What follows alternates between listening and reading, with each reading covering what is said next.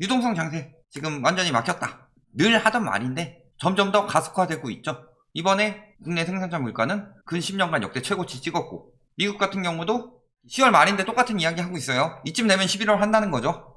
내년까지 인플레가 지속된다. 예전에 파월 의장이 뭐라고 그랬어요? 매파들의 방화벽이었죠. 물가 상승세 오래 안 간다. 그런데 오래 갈 수밖에 없죠. 핵심은 유가가 핵심이다. 유가가 올라가면 운송비, 생산비 다 올라간다. 그래서 생산자 물가 우리나라 왜 역대 최고 찍었냐? 유가가 엄청 많이 올랐기 때문에 물가는 계속 올라갈 수밖에 없다. 그런데 뭐 초창기에 물가 높이 찍으니까 막 뭐라 그랬어요? 미국은 중고차 시장 그게 물가에 들어가는데 중고차가 비싸게 거래됐기 때문에 물가가 올라가는 거다. 금방 잡힌다. 그런데 벌써 내년까지 지속된다고 말을 바꾸고 있습니다. 테이퍼링을 시작하는데 금리 인상은 없다. 이런 이야기 가지고 태클 거는데 뭐예요? 핵심은 올해 금리 인상은 없다. 올해. 왜냐? 테이퍼링 자체를 하고 지금 인플레가 장기 지속될 것을 계산해도 올해 테이퍼링, 내년 금리 인상 이런 형식으로 들어가겠다라는 거죠. 왜? 미국은 다른 나라 올리고 나서 천천히 올려도 돼요. 왜? 기축통화 중에서도 최고의 기축통화죠. 그래서 미국이 맨날 보면 무역 적자 나는데 어떻게 버티냐 저 나라가. 어떻게 버텨요? 달러 찍어서 버티지. 100달러 있었는데 200달러 만든다. 그러면 화폐 가치가 반토막 나느냐? 반토막 안 나죠. 왜? 그래도 달러니까. 그래서 미국은 달러 찍어서 버틴다. 그렇기 때문에 유동성을 다른 나라보다 조금 더 풀어도 괜찮다. 그래서 맨날 유동성 장세 이야기했는데 유동성 장세였어요? 미국은 유동성 장세였죠? 돈 찍어서 푼 게 맞다. 우리나라도 돈을 더 찍긴 찍었습니다. 그런데 그게 제대로 유동성이 돌았냐? 제대로 유동성이 돌려면 그게 가계에 꽂혀야 되는데 재난지원금 조금 꽂힌 거 가지고 유동성이 막 해가지고 자산가치 폭등하고 뭐 이런 상황이었어요. 우리나라는 오로지 대출받았고 소비는 더 감축됐기 때문에 엄밀하게 말하면 유동성 장세라고 말하기 힘든 상황이었다. 그런데 유동성 장세라고 계속 부추겨서 대출만 늘려놨죠. 그래서 결과가 어떻게 돼요? 경제 박살난 거지 뭐. 그래서 해외는 GDP 대비 가계부채가 리먼 터지고 나서 꾸준히 감소하다가 이제 코로나 터져서 확장 정책을 쓰니까 이제서야 유동성 장세라면은 우리나라는 과거부터 유동성 장세였죠. 언제랑 비교해보면 되냐? 미국에선 2015년부터 금리 올렸어요. 근데 우리나라는 언제부터 올렸냐? 2017년부터 올렸죠. 그리고 미국보다 낮은 금리. 그래서 계속 GDP 대비 가계부채는 꾸준히 증가했기 때문에 우리나라가 위험하다. 그런데 외국은 지금 집값이 오르니까 우리나라도 똑같이 올라야 된다. 근데 오르다가도 외국도 지금 주춤하고 있는 상황이죠. 중국 같은 경우도 우리나라랑 똑같이 부채 증가하고 집값 계속 오르고 그러다 박살 난 거잖아요. 지금 미국에서는 11월 중순부터 테이퍼링 하는데 우리나라는 11월에 테이퍼링이 아니라 금리 인상 들어간다. 솔직히 엄밀히 말하면 테이퍼링이죠. 은행권 대출 규제가 뭐예요? 유동성 축소죠. 테이퍼링 아니에요? 또 이거 아주 댓글 달겠네. 테이퍼링이랑 돈 안 빌려주는 건 다르다. 말이 그렇다는 거지. 유동성이 축소된다는 이야기다. 그러니까 대출 중단도 원뜻을 따져보면 테이퍼링이라고 볼 수도 있더라. 11월 중순 또는 12월 중순인데 거의 11월에 시작될 걸로 보이죠. 그리고 예상대로 흘러간다면 이번에 11월에 금리 추가 인상하고 내년에도 계속 인상을 할 것이다. 이번에 대출 중단했어요. 유동성 막고 있죠. 금리 올리고 있어요. 지금 보면 우대금리 싹 다 없어지고 있다고 하죠. 오늘 막 기사 계속 떴죠. 우대금리 없어집니다. B아파트 같은 경우는 우대금리 없습니다. 주담대에. 이런 이야기들 하고 있는데 이번에 대출 아무리 중단해도 영끌은 신기록이다. 이런 이야기도 하고 있죠. 가계대출 10조 늘었고 8월에 이어서 증가세 역대 2위고 주담대 258조 4년간 엄청나게 늘었다. 그러면서 청년층이 영끌하고 있어요. 근데 주담대에 뭐 들어가요? 주담대 내에 전세자금 대출을 껴넣는다. 그래서 증가분에서 주택담보가 68.5%인데 전세자금이 51.5%라는 건 막상 진짜 주택 산 거는 13%밖에 안 된다는 거죠. 이번에는 똑같다. 왜? 거래가 더럽게 안 됐는데 보면은 전세가나 잔뜩 올려놔가지고 그것도 대출 받아서 들어가는데 전세가도 지금 매물이 남아돌고 있다. 전세도 머지않았죠. 자, 이 10월 25일 기준이니까 5일 남았어요. 5일 동안 많이 신고 나와봤자 이렇게 올라가진 않겠죠. 거의 여기서 많이 늘어야 요거 넘어가기 힘들겠다. 거래 금액이 얼마나 감소했어요? 20%. 대출이 많이 늘었다는 거 대부분이 뭐겠어요? 전세자금 대출이겠죠. 주담대가 진짜 많이 늘었으면 거래량은 훨씬 더 많이 늘었겠죠. 거래 금액이 확 감소했는데 어떻게 빚내서 집 사고 있다고 할 수 있냐? 빚내서 집 사고 있는 사람들도 물론 있겠죠. 뒤져보면 있습니다. 집을 살려는 사람이 있고 증여성 거래로 받는 사람들이 있을 테고, 물론 저거는 그 아파트 금액이지만 바지 사장 거래 이런 것들도 매매 금액으로 들어가죠. 아예 처음부터 다 떠안고서 그냥 세금 안 내고 공매로 넘겨버린다, 아니면은 전세보증금 안 돌려주고 경매로 넘겨버린다, 이런 다량의 다주택자 아니고 그냥 내가 한 채 가지고 뭐 갭투기를 좀 했다, 빌라를 가지고, 이런 사람들은 어떻게 하겠어요? 한 채 정도는 괜찮은데 두 채다, 빌라 두 채인데 막 세금이 올라가려고 그래요. 그런 것들 분산하겠죠. 그런 경우도 많을 테고, 혹은 빌라 거래량이 갑자기 늘었는데 그거 세입자한테 떠넘긴 것도 많죠.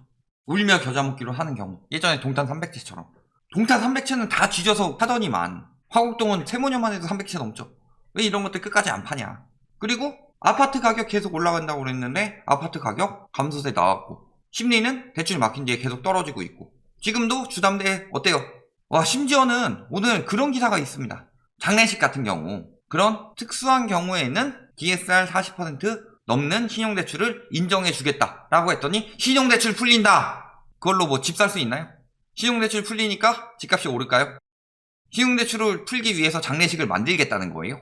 그런 기자들은 기자로서 장례식을 지내야 되지 않냐. 그런데 유동성 장세라면 돈이 돌아야 돼요. 돈이 돌아야 되는데 돌긴커녕 이걸 가지고 돈이 돈다고 하면 도라이죠. 지금 10월 벌써 거의 끝나가는데 8월에 거의 4분의 1 토막이다. 많이 나와봐야 지금 9월 수준도 안 나온다. 돈이 안 돌고 있어요. 유동성 장세라는 건 돈이 계속 돌아야 유동성 장세죠. 근데 유동성 장세가 아니다 라고 라이트하우스에서 계속 이야기한 이유, 통화 승수 2015년부터 화폐 유통 속도 다 기점으로 계속 감소했어요. 유동성 장세의 핵심은 뭐다? 정부에서 100만원을 만들었다. 그런데 100만원이 공급이 돼서 그걸 가지고 소비를 하고 은행으로 돌아와서 또 100만원, 또 100만원 이렇게 해서 3번을 돈다. 그럼 100만원만 찍었지만 300만원의 유동성을 창출해낸 거죠. 본원통화 많이 찍는다고 유동성 장세가 아니다. 근데 200만원을 찍었는데 얘가 안 돌고 멈춰요. 그냥 예금 박아놔. 부동산도 안 사고 소비도 안 하고. 그러면 얘는 200만원밖에 창출 안 한 거예요. 그래서 돈 많이 찍었으니까 유동성 장세다. M2 통화량 증가하니까 유동성 장세다. M2 통화량이 뭐예요? 2년 내에 바로 그냥 뽑아 쓸 수 있는 거. 본원은 그냥 진짜 현금 이런 것들. 이게 늘어난다는 건 무슨 소리예요? 사람들이 돈을 회전시키지 않고 있다. 왜? 집값이 계속 오른대요. 집값이 계속 오르면 어떻게 해야 돼요? 투기 조장하는 유튜버들 뭐라 그랬어요? 보험도 들지 마라. 효도도 하지 마라. 심지어는 이런 뉴로 이야기하는 사람들도 있었죠. 먹을 거 아껴 써라. 택시 탈 거 버스 타고 다니고, 버스 탈 거 걸어 다니고, 추우면은 이불 두껍게 덮고 내복 입고 허리띠 졸라매서 집 사라. 그것에 대해서 굉장히 비판을 했죠. 그런 식으로 경제가 돌아가면 경제가 망해요. 부동산 가격 그거 조금 올라간다고 뭐가 되는 것 같나 본데 경제가 안 돌아요. 그래서 지금 어때요? 자영업자들 왜 죽어나요? 코로나 때문에? 코로나 이전엔 괜찮았어요? 코로나 이전부터 자영업은 계속 안 됐습니다. 코로나로 인해서 더 심각해졌을 뿐이지. 왜? 임대료는 계속 올리죠. 부동산 가격 올라가니까 수익률 맞춰야 되고. 거기다가 갑자기 앱으로 해가지고 배달비 열풍 불었죠? 거기서 또 떼이지. 프랜차이즈는 원래 퍼 가져가지. 원래 자영업들은 계속 안 좋았다. 그러니까 소비 안 돌고 계속 이렇게 되면서 돈이 안 돈다. 그래서 부동산만 올라가고 경기가 침체된다. 그래서 부동산 거품이 안 좋다. 그런데 이걸 유동성 장세라고 한다. 유동성 장세는 우리나라 같은 경우는 저금리 유동성이고 그거 오로지 대출이다. 그래서 대출 유동성이 막 해서 거품이 끼는 순간에 적당히 먹고 빠진다. 적당히 먹고 빠졌죠. 언제부터? 2019년부터. 금리 올라가기 시작하면서부터 사람들은 계속 먹고 빠졌습니다. 현금화 했어요. 근데 대출도 같이 늘어났죠. 이렇게. 현금화가 언제부터 본격적으로 시작됐냐? 2019년부터 현금화하고 빠지기 시작했다. 왜? 이때 어떻게 됐어요? 똘똘한 채니 뭐니 이야기하면서 똘똘한 채 비싸게 팔아먹고 외부 다주택 갭투기 들어갔죠. 그러다가 요때 한번, 그 다음에 요때 한번 두 차례 금리 인상하면서 어떻게 돼요? 집값이 떨어지기 시작하죠. 그러다가 요때부터 다시 부축해서 올라가기 시작했는데 그때 어떻게 한 거예요? 아, 지금 빨리 팔아먹어야 되겠다. 그래서 이렇게 한번 됐으면 그 다음에 여기가 아무리 얼마나 가든 간에 오래 안 가고 떨어진다. 황금성 금방 떨어질 거고. 물론 코로나가 터질 줄은 몰랐겠죠. 그래서 코로나 터진 뒤에는 어떻게 했어요? 계속 팔았어요. 현금 계속 늘어나잖아요. 대출 같이 늘어나고 현금 같이 늘어난다. 무슨 소리예요? 부자는 현금화하고 서민들은 빚내서 사고 있다. 즉 사는 사람이 벼락거지다. 결론 길게 이야기할 거 없습니다. 유동성 축소 가속화되고 있죠. 그리고 현금 부자들이 지금 집 살 거예요. 현금 부자들은 현금 모으고 있습니다. 다시 말씀드릴게요. 2017년 똘똘한 한 채 열풍 불 때 똘똘한 채 가격 엄청 올랐다고 그러죠. 그거 팔아서 외부 다주택 샀다. 그리고 지금 그 다음에 뭐 수용성이나 뭐 이런 데 오른다고 할 때 차근차근 바깥으로 나가면서 판 거다. 그러면서 현금화 쭉쭉 시킨 거죠. 현금은 쓰레기다 할 때 현금화 시키고 있었다. 똘똘한 한 채 할 때 다주택 사고 있었고 집값 풍선 효과 난다고 했을 때 현금 쓰레기 하면서 현금 확보하고 있었다. 반대로 생각하면 돼요. 왜 당신한테 돈을 벌게 해줘요? 지가 벌어야지. 현금 모으고 있었다. 왜? 비정상적인 저금리, 유동성 장세는 오래 갈 수가 없으니까.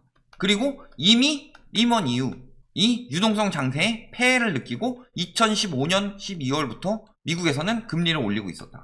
우리나라도 2017년 11월부터는 금리를 올리고 있었다. 그런데 유동성 장세가 영원할 것처럼 현금은 계속 쓰레기라고 하는 것처럼 이야기해놓고 파는 동안에 열심히 연끌하신 당신이 제대로 타격 입은 거고, 연끌하려고 지금 고민하고 계신 당신은 현금 모으세요. 내 집 마련의 기회는 지금이 아닙니다. 여기까지 말씀드리겠습니다.